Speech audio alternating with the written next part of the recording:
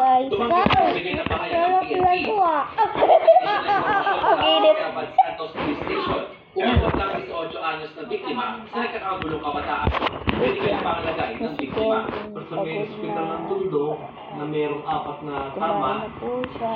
medyo hindi pa masyadong okay. Ano ulam Ano niyo? celebration pa rin? Dati na yun eh. Sa my school pa. Kaibigan, hindi ba ba? Ngayon, nagkaroon ng pagkakaroon sa grupo. Kasi mo to. Ano na, yung kung sa kanya, inabangan na. Nasa Eh. Manila Police Station 7 ang 3 menor de edad na suspect. Ayon kay Sebastian, voluntaryo na sinuko ng mga magulang ang kanilang Saan niyo yung nakuha, Ang te? hari ng 14 anyos Niluto na niyo lang? Sabol ay humingi ng paulit sa mga biktima. Ah. Hindi ko po itatago, anak. Pasensya na po kayo, hindi ko rin po ginusto. Ngayon po ako nasawa sa mga anak.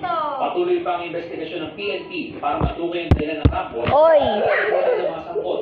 Alinsunod sa mga patakaran sa mga batang nasasangkot sa krimen. Samantala, nanawagan ng barangay sa mga magulang na gawain ng kanilang mga anak upang makaiwas sa karahasan.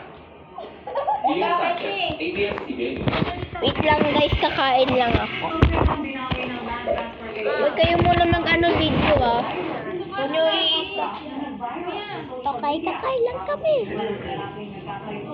Sa Antipolo City. Kanina, nagkakaroon ng dalawa sa pag